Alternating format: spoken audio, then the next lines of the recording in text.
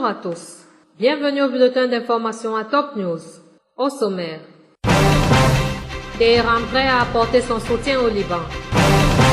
Égypte. 2 enfants tués dans des heurts entre armées et djihadistes au Sinaï. 12 morts, dont 7 civils dans l'est de l'Ukraine.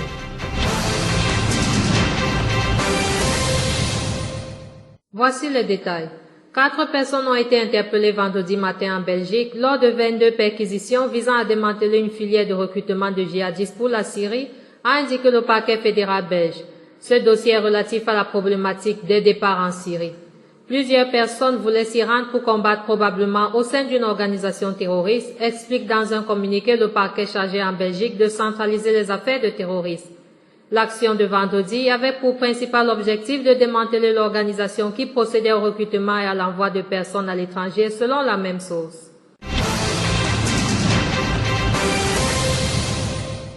Les pourparlers entre une partie de l'opposition syrienne et des représentants du pouvoir syrien se sont achevés jeudi dans la capitale russe.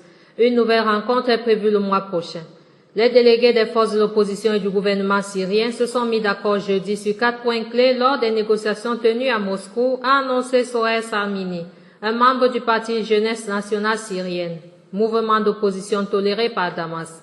Les partis se sont notamment entendus d'accélérer l'acheminement d'aide humanitaire dans toutes les régions syriennes, conformément à une résolution des Nations Unies, d'appeler la communauté internationale à lever en partie les sanctions économiques contre le peuple syrien, de condamner les actes d'agression israélienne contre le Liban et la Syrie et contre l'ingérence étrangère dans les affaires intérieures de la République.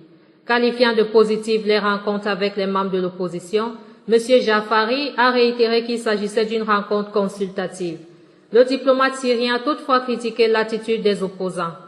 Nous n'avons pas entendu une seule position unifiée des délégations de l'opposition.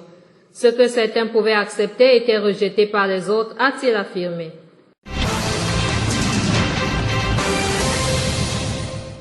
Le président de la Commission des Affaires étrangères du Parlement iranien, Alaeddin Bouroujerdi, a affirmé vendredi que son pays se tenait prêt à apporter son soutien au Liban, notamment au niveau économique. Nous considérons que les circonstances régionales favorisent la stabilité au Liban, a déclaré le responsable iranien à l'issue d'un entretien avec le premier ministre libanais Tamam Salam au Grand Sérail. M. Bouroujerdi a également souligné que l'Iran tient à avoir de bonnes relations avec l'Arabie saoudite, rappelant que le ministre iranien des Affaires étrangères Mohammad Javad Zarif s'était rendu au royaume afin de présenter ses condoléances à la famille royale. M. Bouroujerdi est arrivé jeudi à Beyrouth afin d'assister aux cérémonies organisées aujourd'hui par le Hezbollah en hommage aux martyrs tués lors du raid israélien perpétré le 18 janvier dernier à Kounetra dans le Golan syrien.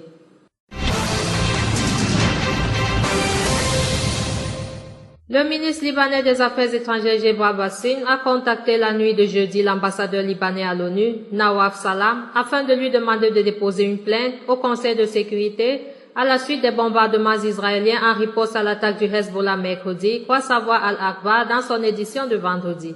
Un casque bleu espagnol avait été également tué par des tirs israéliens. La plainte du Liban viserait ainsi à condamner les attaques israéliennes et la mort du militaire onusien. Le chef du Parti socialiste progressiste Walid Jumblat a estimé dans un entretien au quotidien An-Nahar paru vendredi que l'application aujourd'hui de la déclaration de Baabda est impossible. La déclaration de Baabda a été adoptée par la conférence de dialogue national tenue en juin 2012 sous les auspices de Michel Sleiman en plein conflit syrien. L'un des 2 points de cette déclaration stipule qu'il faut neutraliser le Liban par rapport à la politique des axes et des conflits régionaux et internationaux et le tenir à l'écart des retombées négatives des tensions et des crises régionales. Sauf que pour ce qui a trait à l'engagement à l'égard des résolutions de la légalité internationale, de l'unanimité arabe et de la juste cause palestinienne. La déclaration de Baabda ne peut être mise en œuvre que dans les circonstances régionales et internationales adéquates, et cela passe d'abord par l'Iran et les discussions sur le dossier nucléaire avec les États-Unis. Son application est impossible aujourd'hui, nous devons patienter, a ajouté M. Jumblat. Plusieurs axes routiers au Liban étaient bloqués vendredi en raison de fortes chutes de neige, rapporte l'Agence nationale d'information. La route de Daï el-Baïda était ainsi bloquée par la neige. L'axe Sananin-Zahle était également impraticable. de même que l'autoroute de Halé. L'axe Tachiche-Zarlé et les routes de Fardébian étaient-elles praticables pour les véhicules à 4 roues motrices équipés de chaînes? Deux enfants dont un nourrisson ont été tués en Égypte vendredi à l'aube dans des affrontements entre l'armée et les djihadistes dans le Sinaï au lendemain d'attentats qui ont fait au moins 30 morts selon un nouveau bilan, ont indiqué des responsables. Un bébé de 6 mois est mort après avoir été touché par une balle à la tête et un enfant de 6 ans est mort dans la chute d'une roquette dans le nord de la péninsule, ont affirmé des responsables de santé. 2 autres personnes dont un enfant de 12 ans ont été grièvement blessées par balle dans des affrontements similaires selon les mêmes sources. Par ailleurs, la Syrie a condamné vivement les attentats terroristes du Sinaï qui ont fait au moins 30 morts et plusieurs blessés, en majorité des soldats. Le président égyptien Abdel Fattah al-Sisi a écouté vendredi sa visite à Addis Abeba où se tient le sommet de l'Union africaine pour regagner son pays après des attentats terroristes qui ont fait au moins 26 morts, en majorité des soldats selon la présidence. Ansabet al-Maqdes, principal groupe d'insurgés islamistes du Sinaï et branche du groupe État islamique en Égypte, a revendiqué la série d'attaques. Le bilan des victimes est le plus meurtrier pour les forces de sécurité depuis 3 mois.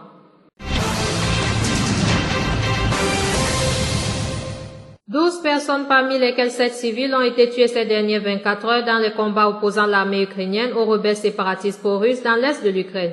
À Donetsk, fief des séparatistes, 7 civils ont été tués et 23 blessés dans la nuit de jeudi à vendredi, a annoncé la mairie de la ville. L'armée ukrainienne a en outre annoncé que 5 soldats avaient été tués et 23 blessés dans les combats qui ont fait plus de 5000 morts en 9 mois.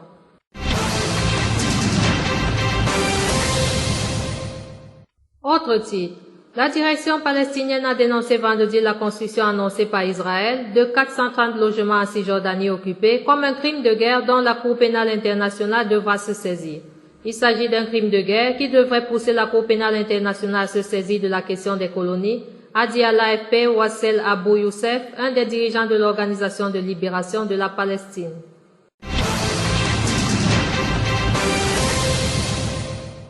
Enfin, un général de brigade et 5 combattants kurdes ont été tués vendredi dans une attaque d'envergure du groupe État islamique dans la province irakienne de Kirkouk Nord, selon un responsable et un médecin. L'assaut a été lancé avant l'aube au sud et à l'ouest du chef-lieu de la province. Les djihadistes tirant avaient des armes moyennes et lourdes et les combats se poursuivaient en matinée, selon un responsable de police. Le général de brigade Shikorov et 5 autres Peshmerga combattants kurdes ont été tués et 46 personnes blessées, selon le responsable de police. Le bilan a été confirmé par un médecin.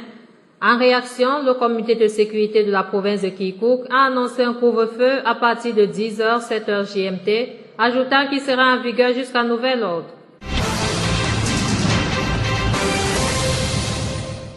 Merci à vous qui nous suivez de Beyrouth et partout ailleurs. Bulletin présenté par Anna et Kame.